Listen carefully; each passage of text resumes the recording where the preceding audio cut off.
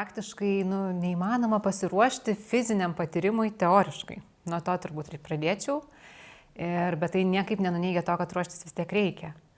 Nes kai visai mes nieko nežinom, tai galim labai pasimesti, bet turėti savo tokią atsargą trupučiuką, kad vis tiek tam pasiruošti neįmanoma jokiais būdais. Ir net ir aš pati turiu 2 vaikus.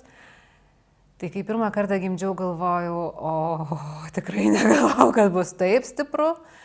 O kai gimdžiau antrą, tai galvojau, kaip aš sugebėjau tai pamiršti.